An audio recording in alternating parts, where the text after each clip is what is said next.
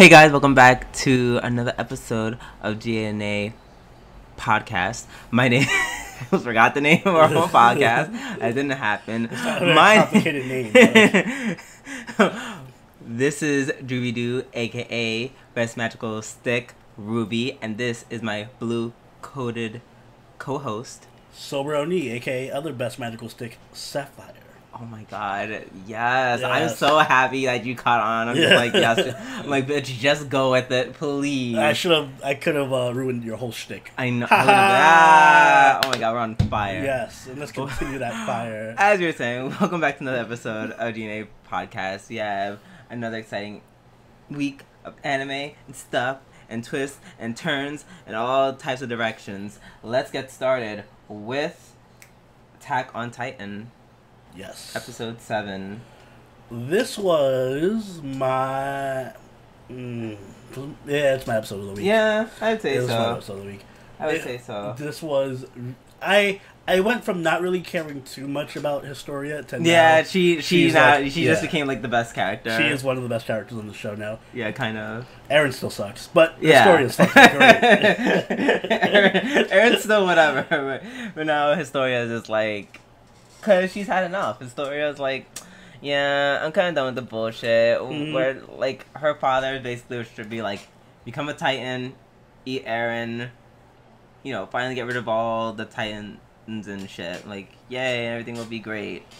And then she's like, fuck that shit. yeah, she's like, clearly there's something that's not working, so what is the point of me becoming a Titan and letting Titans be everywhere? I loved the thing. This episode had like everything. It had the opening. Oh my god, the opening was great. It was a giant firefight. Yeah, and I love giant firefights. So the whole beginning part with, and I'm surprised they actually did not take the easy way out with most shonens, where it's like, oh, we're gonna hit them with the back of the blade so it doesn't kill them or anything. Like, nope. Everyone's just a straight up murderer. Everyone's a killer. Woo! Everyone killed this episode. Yep. Connie's a killer. Sasha killed somebody. Everyone killed somebody. I'm surprised you remember their names. Yes, those are the only two I remember. No, those are the only ones everyone else already killed. Yeah. Mikasa was like murder when she was a child. I was gonna say from episode 1, but even before that.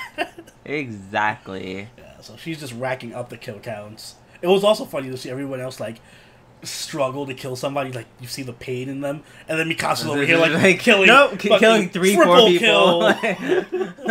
Kill-tacular. Yeah, she gave no fucks. Yeah. Unfortunately, Hanges isn't looking so hot. She kind of got wrecked by like the second in command on Kenny's army. Yeah, which sucks because, and you called it. You were like, "Oh, Hange's is sword doing amazing, so she's probably gonna die soon." And then as soon as you said that, she got fucked up. I don't think she's dead, but she got fucked up. Yeah, she got pretty messed up. I was like, she's been really badass this entire season. Like, she has so much involvement now. Like, she's involved with, like, everything. Yeah. Which I'm just like, oh, no. She's actually, I think she has, like, had the most screen time of probably anyone else. Like compared to... She's up there with Levi. More than Eren. More than Eren. More than Mikasa. Definitely. So, yeah. That was great. The second half was just as good with the whole backstory. Mm-hmm. We found out a lot about the Titan structure and history. Yeah, so apparently, I think people who have like, who can turn into Titans but have like the race blood through them can like, essentially control Titans. Yeah, and then I guess Eren's father kind of fucked that up and like, cause kind of hated Frida. Big Frida, but and then the daddy race was like, yo, eat Eren, get your powers back. And you know what? I liked how I couldn't tell who was the bad guy. Because, like, I'm like, alright, Kenny's bad, but he's kind of helping Eren right now. And then... How is he helping Eren? He stopped the whole ceremony from going through and unhooked Eren's mouth. Oh, Kenny. Yeah, I'm thinking you're talking about Father Race. No, Father Race was like... Yeah, no. I kind of was like, alright, I see where he's going with this, and he's not necessarily wrong or bad. But it's kind of evil, and I was uncertain how evil he was, you know? So, there was, like, ambiguity Ambiguous? Ambiguity. Like, I think he's in his mind, he's just trying to do his duty. He's just, like, part of the machine. Yeah. Trying to keep, like, history going, like, the status quo. And then his story is literally... As the story would say, he was being a bitch, and he needs to step his game up. Yo, that was the best moment, when she, like, judo flipped him. Yeah. Because I completely forgot she's also trained in... trained in combat, kicking people's ass, yeah. So, that was great. And the way the music just changed when it was was such a great scene. And then Eren being his bitch self was like, no, you gotta eat me. You gotta Please kill eat me. And she's like, shut the fuck up. Like, humans suck. This is like the anti-shonen, because all the strong characters are female, and all the main male characters are just whiny bitches, a.k.a. Jean, Eren. Yeah, like, and they're all supported by just strong female characters. Kind of, actually. Like, Sasha's, like, done so much more than, like... Sasha's way more badass than Eren or John. And all she wants to do is fucking eat steel potatoes. So... But, that was beautifully done. Yeah. She literally just smacked him beside the head. She's like, shut the fuck up. She did? Yeah. I forgot about that. Yeah, I'm telling you, I think one of those nights that we did not see in season 2, maybe it's in, like, the lead scenes. Yo, Ymir must have ate her pussy out something fierce. She thought about the switch. Oh my Not God. once, but twice in the flashback. She's gonna. You know, she's coming straight for Ymir. She's like, no. I was gonna say, she's gonna meet up with Ymir and shit's gonna get real. Oh my god, exactly. Yes. And she's gonna be like Route 2. Oh man, yo, yeah. Damn. As a good friend of mine would say, I now want Historia to step on me. She's gained that status. Turns into a Titan and literally just kills you. Oh my god, but yeah, no, it was good. I was really looking forward to it. And I forgot this is 24 episodes, so... If her and Ymir do meet up again, and they actually are all lesbian-ish together, this might be my favorite, like, shonen ever. Maybe. We'll see. Hopefully. So I'm not... So far, it doesn't feel like it's been 7 episodes. It feels like it's been so much more, because so much stuff has happened. But you said like, 7? In my mind, I'm like, really? Just 7? Just 7? Not a 10 or 11? We're not even halfway done with the season yet. So... Whew. Yeah. Shit's getting real. Let's hope it keeps it up for the rest of the season. But with that out of the way, let us move on to another show where things got pretty real. And that would be Overlord, Season 3, Episode 8. I would just like to say that, like, in my opinion, Oni actually was, like... Because at the end, I think he was... actually like 100% wrong. Like literally everything we predicted absolutely happened. Cause no. Cause Oni was talking. Wrong. No. Oni told me that what he said was like, oh, everyone's gonna die but this girl. But at the end, notice how she said, or notice how they said, like they were all alive. Everyone was alive except for her. Like the main girl was the only one who died. They were all paralyzed. And maybe their deaths may or may not be implied. They just said that, like, oh, we might run tests on you or torture you or whatever. But she outright died by the end of the episode. Like, nope, she was dead. So, like, parts of her body were divvied up and the insect girl stole her voice. So, nope, she actually the only one who died. In a way, it's kind of like she lives on, though, because Entoma has her voice. That's kind of I wasn't 100% cool. wrong, because I did say if they did kill her, they were going to use her eyes. So, I mean, they did use her other body parts. I'd say I'm like 95... Did not mention her eyes at all. I'm 95% Didn't wrong. mention her eyes at all, by the way. I retained that 5%. Nope, because they didn't mention her eyes at all. I like how you're like, oh, her eyes are super, like, that's a really cool ability. And he's like, oh... Right, you're someone who can sense magic. Let me actually take off, like, my ring. And then she just throws That up. was hilarious. Like, it was so instantaneous. He just takes off the ring and she's like, guys, run. We can't wait. Oh, my God. Like, she just gives birth. Like, instantaneous. I did think it was a bit gratuitous when she dies, and then they, like, go to her family, her sister. Oh my god, she said that's coming back, right? Yeah, we're gonna go back and be happy again. We're all gonna go play together and be happy forever. Nah. I kind of wish that they had made her into a vampire or something. No, they outright killed her. That's kind of great because it's literally the opposite of what you said. That's the only reason why I like it. You can't always be right. You know, I can only be right so many times. I know, but the fact that you were 100% wrong. 95% wrong. 100. 95. They did not. They said nothing about her eyes. So until then, we could assume 100. Fair enough. We assume 95. you really can't stand that. That's literally the exact opposite of what you predicted happened. No. Yeah, the exact opposite. Okay. Alright, girl. Going back to this marvelous episode, though. I'm glad they had some really nice moments. Like the whole... When Ainz takes off his robe, and then Shoutier is just like... Ah! and then someone Kyoki dragged her back. That was pretty funny. And of course, Shoutier got some screen time, which I always appreciate. I love Shoutier, so anytime she gets screen time and lines is wonderful. Yeah, I really thought she was gonna turn into a vampire too. Yeah, I was like, oh, she gets to be Shoutier's like maid or slave sex slave or something. Yeah, I thought Shoutier's into girls. Guess not. Well, maybe not those types of girls. I don't know. Oh man. I like how they were underground the whole time, though. Yeah. And she was, like, running nowhere. She's like, this is actually a barrier. You're still underground. You actually just can't escape. You can't leave.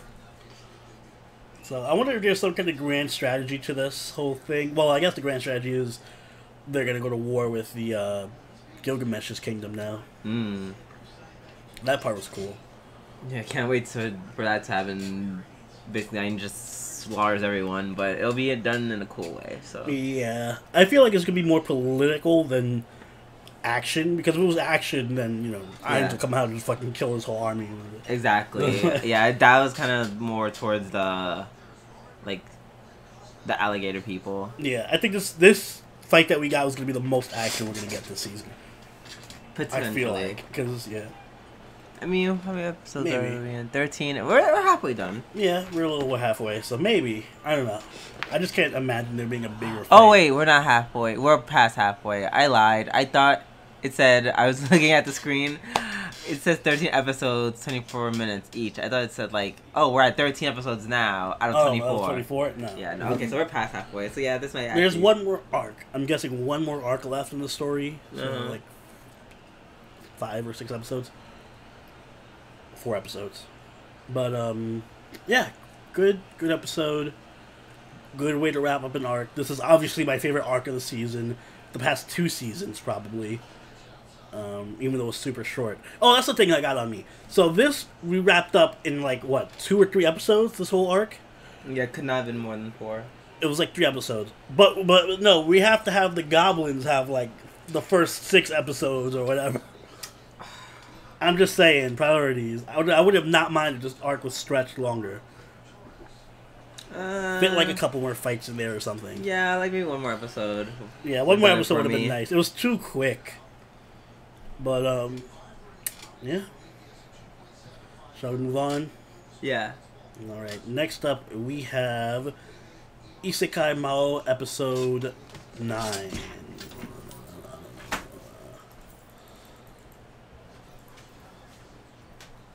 This was a episode that I enjoyed, mostly because it had Rem. Yeah, it was a good episode. Introduction of just some new dickhead named Sadler. Yep, Sadler. I only remember because Rockstar kept calling him Adam Sadler. And then Sadler. The Line Watch. Yeah, so he's basically the new crazy person who's just I like killing people. He's the new Shinji. I was gonna say the new Shinji, but no, he's all religious and stuff. He's religious Shinji. I guess he's religious Shinji. These are all just shades of Shinji. Kind of. Shades of Shinji. Putting that down as our potential title. My favorite part was actually seeing Edelgard come back, because I was wondering how she was going to work her way back into the plot. Because she's Edelgard, brown. Oh, yeah. Demoness. Jungle Lolly. Yes. Jungle Demon Lolly. Jungle Demon Lolly, yes. So that was cool. I'm glad she's back in there. Obviously, I'm pretty sure this girl's evil now. Alicia. Yeah. I'm like 99.9% sure she's straight up evil. There were so many hints this episode. Yeah, there's like a lot. I mean, at least she's not as evil as Sadler, because even like their opening like conversation that they had, she was clearly like, I'm only being nice to you because we gotta work for the same kingdom. Well, but I don't want to be around you anymore. In the first part of the episode, like the opening 5 seconds of the episode, you see somebody with a bloody blade and red hair kill everybody, and then it switched over to Sadler also killing everybody. So I'm like, that looks like it might have been Alicia. And also she was like all into when Diablo was like, what, you wanted me to kill him? And she just gave him that look like, yes, kill so him. Yeah, I think she has her own motives. Yeah, maybe some political stuff going on there. They are both in the same organization. Very, very interesting. I'm really interested to see what that is all about, because I also saw it too. It was like very like, what are you doing? You know what I really liked? I liked how the like going back to the MMO portion of it. Even though Sadler was over level 100, he still was like a joke to Diablo, just because Diablo's like built to counter sorcerers because he has magic reflect. Yeah. But like if it's like a knight or something, like actually having a class matters when you're fighting. Yeah, if you're a level 100 sorcerer, he's still gonna smack you around. Yeah. But if you're a level 100 warrior, he's gonna have trouble. Exactly. So I like the way it keeps the gameplay mechanics intact. Yeah, it's very, very consistent to what he does. It's not just like, oh, he's a strong person over 100. It's a problem because it's over 100 now. Yeah, it adds some level of nuance, I guess. Yeah. Let's see. Shara finds out about the whole demon spawn inside of Rem. She's like, cool. Which, I mean, I never imagined that she would have had any other response. I don't know why they were so worried about telling her. Yeah, but when they told Alicia, I was like, ooh, that's a problem. Yeah. She was a little too like, oh my god, I must embrace you and love you because you're my friend and blah, blah, blah, blah, blah. And I'm like, something tells me you were laying on a little too thick. Just a little too, that's when Let's I started. all get ice cream, everybody.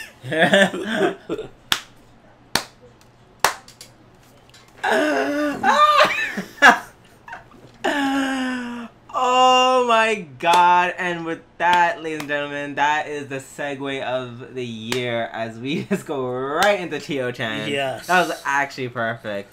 It was. Did you mean to? I did not. Did you? But now that I think about it, it was perfect. So I don't take credit for it, nonetheless. Oh my god.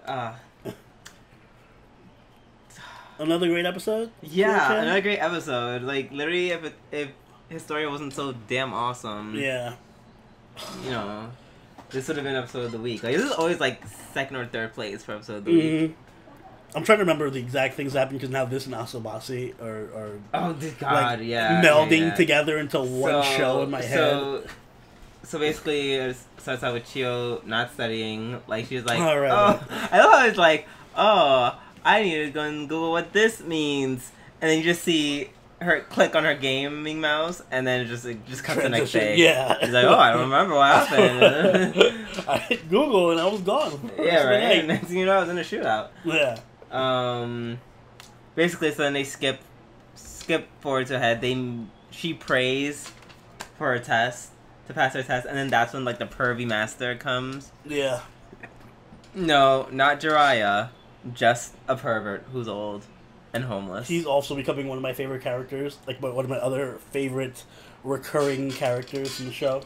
Yeah, so they're like, don't focus on looks, just focus on being pretty. And then they're like, she was like, okay, and he's like, take off your glasses, and then they both just like flip out. She's like, oh god, she's so plain. Oh god, like no, we should keep the glasses on, but they're like, no, the glasses, like we can't put the glasses on. It adds to like her gloominess, like. God, that was It was great to see. All the other things, I think Manana adds so much to all these scenes. She really. Oh yeah, because then they're like, okay, help you pretty. And like, what do you think, Manana? And then she like has like the evil face, and then she's like, yeah, I always thought you were pretty and beautiful. Yes, the whole first scene with the makeover for Chio, and then obviously the whole over the top stripper dance, pole dancing. Oh my god, yeah. She just starts all sexy and just starts pole dancing, and they're like, why is she pole dancing? What's going on? And of course, she learned it from a video game. She apparently just watched it all day, and she's like, oh, I just picked it up. So she's like super athletic, like crazy athletic. Because pole dancing is not like... You need strong core. Yeah. You need to be very strong for that. She's very athletic. That's really cool, actually. And then I love how like after they messed up her face, they like finessed their way out of like taking responsibility. Yeah. Mm-hmm. Like, you were pretty all along with your natural beauty, and you don't need makeup or wigs. That was great. I think the second half was better. It was. It most definitely was. I think it starts with them being on like a bridge. Like, the bridge. The thing is, I always forget how it starts because it always goes so far off the rails. It really does. Like, she was on the bridge, and then they just spend like a good 2 minutes like being stupid. Like, she's like, "Oh, I love a guy who just like proposed to me on the bridge," and then Manana's like, "You're actually stupid."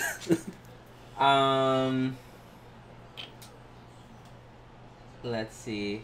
Oh yeah, and then they made the Fujoshi joke because she's like, back at you're characterizing this bridge as a man. Oh, are you doing some weird Fujoshi stuff? And then Chio gets triggered. She's like, no, it can't be me.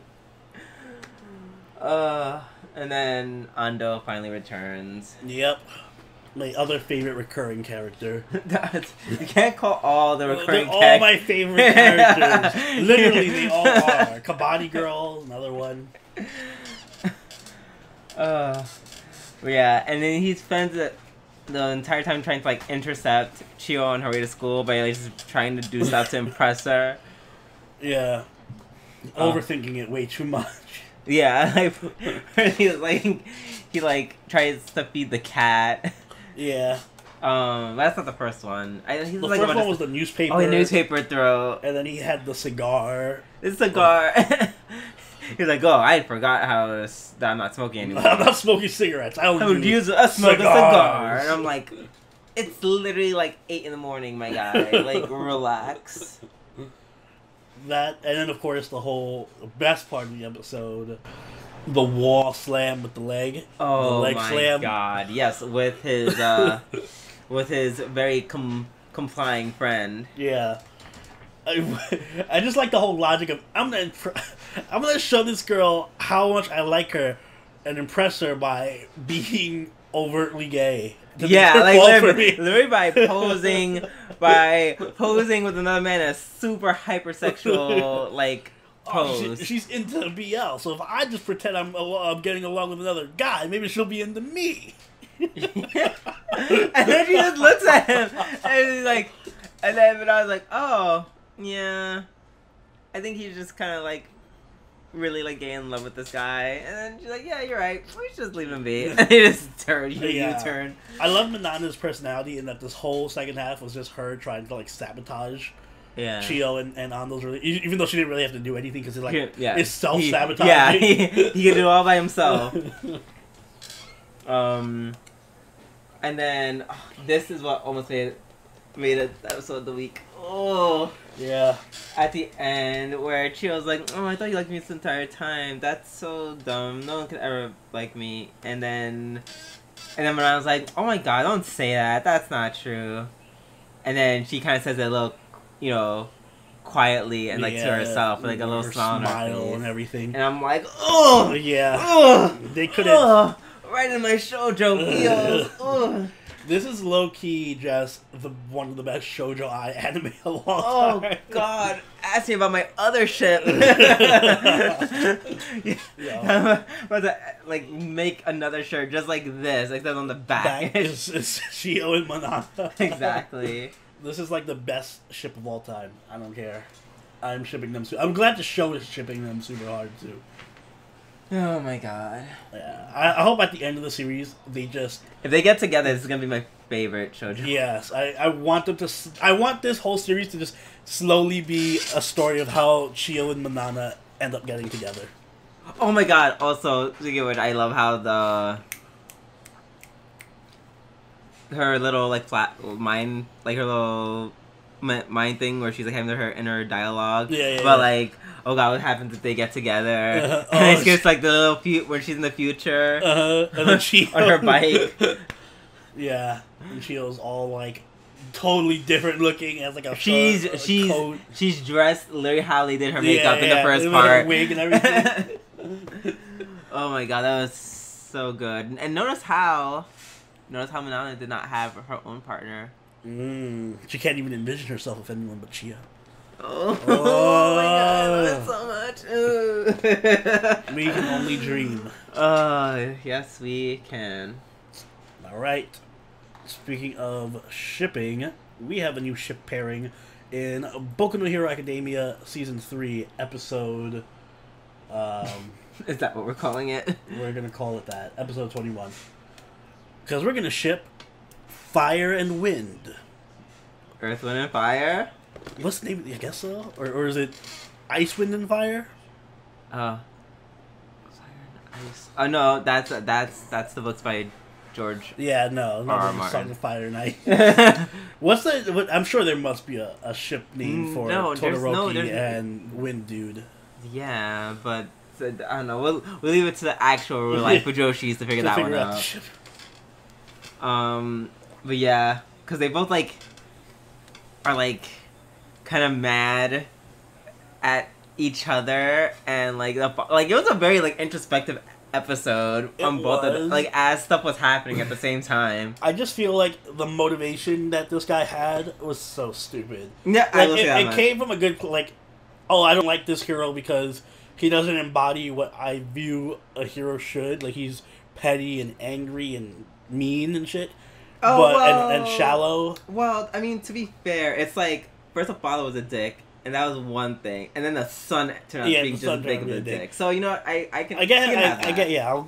give him a pass for hating Todoroki, but I don't give him a pass for being I tried to get an autograph from him, and he smacked it out of my hand and walked away. All right, he's a dick, but you don't have to I don't know.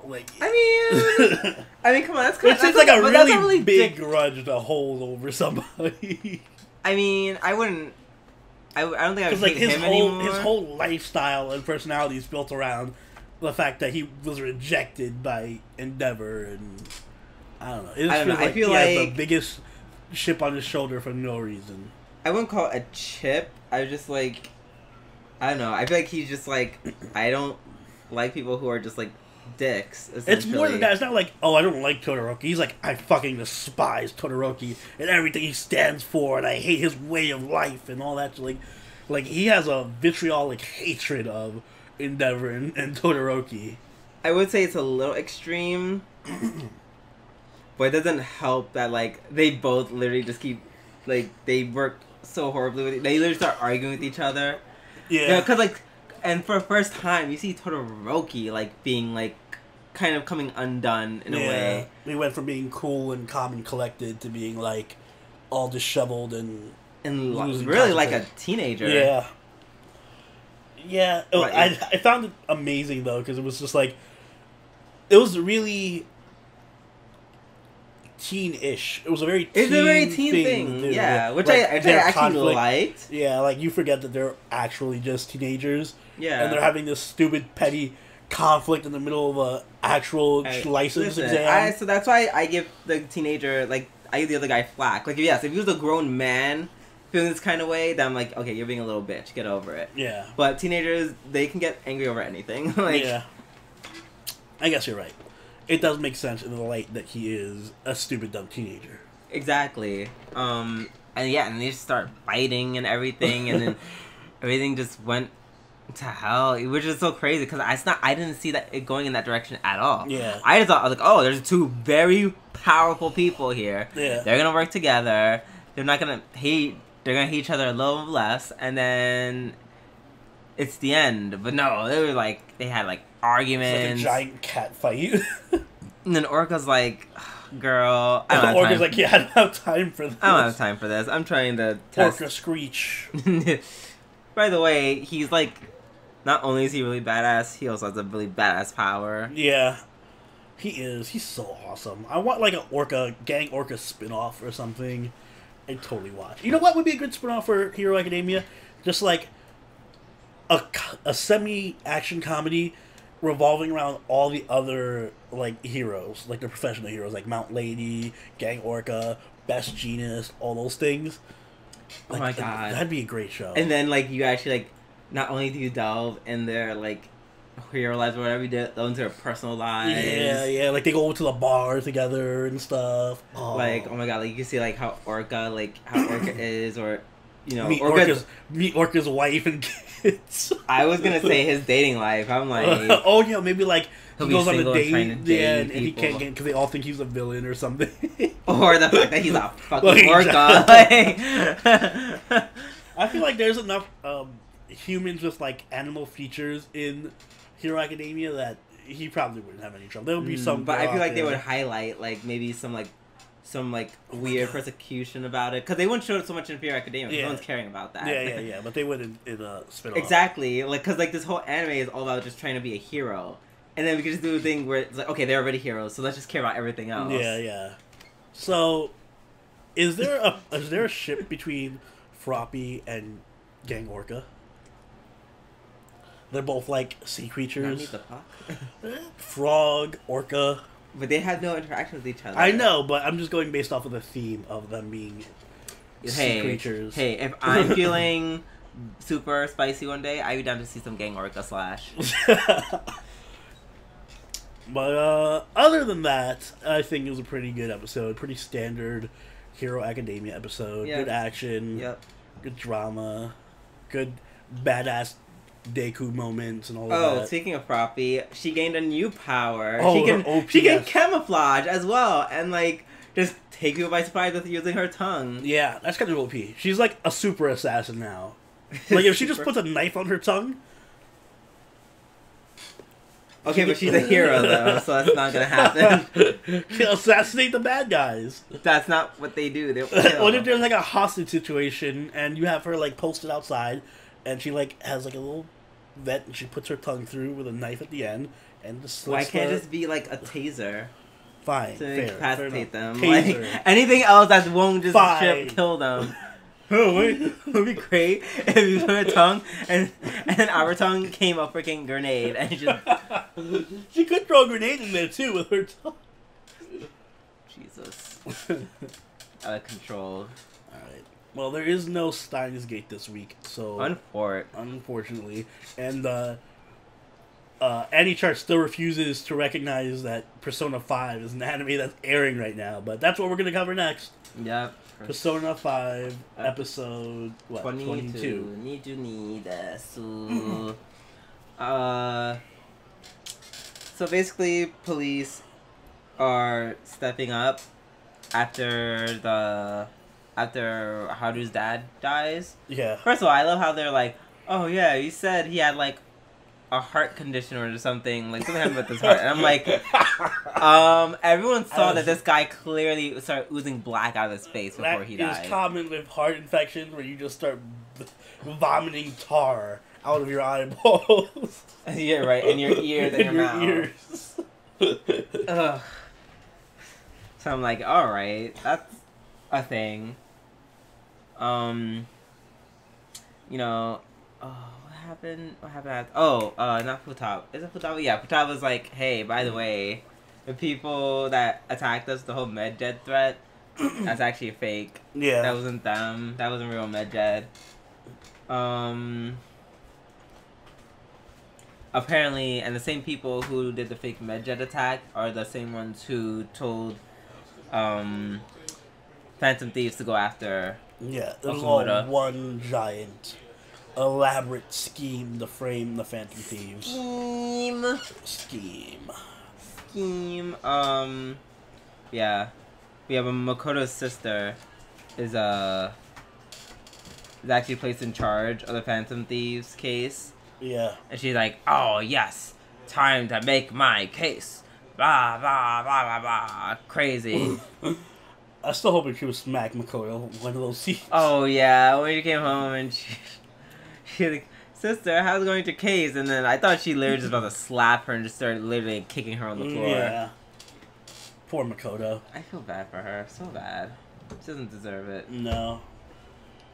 I did like how the episode focused on, like, the aftermath of all of that and them losing confidence in themselves and, like, second-guessing themselves and all of that stuff. I think that was very good development for all of them. Mm-hmm. So I'm glad we got that out of the way. And I did like how it focused a lot on, like, the people that they've helped, like Shiho. Yeah, Shiho and Mishima. And Hifumi, who was in this episode. Yes, and Hifumi. Yes. Hifumi. Yes, Hifumi was helped. I like that, you know, Mishima had his own thing, but they didn't kill Mishima's shadow. They're just like, hey, buddy. Fix yourself. Yeah, like, stop being crazy, alright? Like, you like, stop trying to sound like Hitler. Yeah. Hey, what's wrong with that? What I said? I'm like, you literally said purge people. I'm not like, purge everyone who disagrees. I'm like, ew.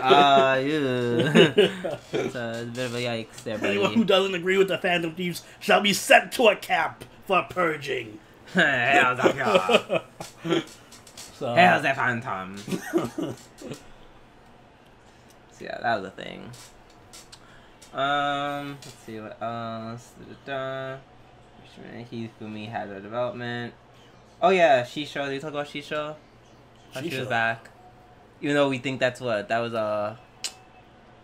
Ainz line or Ainz route. Yeah. Where Shisho is back from the hospital and she's like, yeah, I'm back. I'm going to transfer schools. I'm like, oh, yeah, no kidding. Can I go see the roof real quick? Oh, yeah. She's like, can I go see the roof real quick? And I'm like, maybe not. Maybe we should take you to the roof. And then she's like, well, this is so high. And I'm like, she's running to the bars, holding her in. She's like, damn, I can't kill myself now. Oh, God. I think it was an overall pretty decent, good episode. Just like I think most of the Persona 5 episodes are decent and good. I think this one was a little bit above average for Persona 5. You're just saying that because Hifumi. Well, also because Hifumi, but yes. I just like the way it was. It didn't feel rushed. Yeah, so it didn't feel rushed, and it felt like it covered a lot. Yeah. But it wasn't enough so I felt overwhelmed. And it set up the next arc really well. Yes, it did, where they're going to finally attack Makoto's sister, who I forget all the time. Yeah. And then, I'm sure that'll only be like one episode, because that'll be super rushed. Yeah. But, so far, so good. I like this episode. I like where it's headed to. So. Do you think it's going to end in 2 episodes? No, I think what's going to happen is, next 2 episodes, I know exactly where it's going to end at. I know exactly where it's going to end at. The only question is whether they're going to... I guess they would have to make a second season. I think it's going to end at the specific spot, and then they're going to end it all with like an announcement of a season 2, like maybe next year, and that'll be like a 13-episode anime. Because I don't think they would have to make it another 25 episodes. I think they could cover the rest in 13 episodes. So...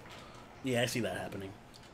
Alright. Thank you for that wonderful, spectacular prediction. Mm-hmm. I hope, unlike Overlord, it's actually going to be it's right. It's going to be 94% wrong, but I'm fine with that. Yes, and with all these wrong predictions, we are going to wrap up the show. If you enjoyed this podcast and enjoyed all of our predictions, whether they are right or wrong, by all means, like, comment, subscribe. Check out our Twitter. It's diggity dope. That's what I say about Discord. You should check out that as well, because it's also diggity dope. Check out our Twitch. Because they're always just Twitch, and I feel like I skipped over one more. Did I skip over one more? Or was it just so out of order? It was out of order, but you should also mention that we have a Patreon if you want to go the extra mile and donate to us on Patreon, like all these lovely patrons on screen right now who make this channel possible. You know, I love how you said I should mention all that, and then you mentioned it all for me. That's what friends are for. The worst. I'm taking your 5% back. Now you're 100% wrong, because they're not there to cut people off and then tell them what they should do. Tell them what they should say as they say it. Anywho, you have anything you want to add, or do we do the takeaway? Yes, I will do the takeaway. Thank you guys so much once again for listening to us. This is, once again, do we do your favorite magical stick, Ruby, and Soberoni, your favorite magical stick, Sapphire. And we will see you guys next episode. Until then, bye. Later.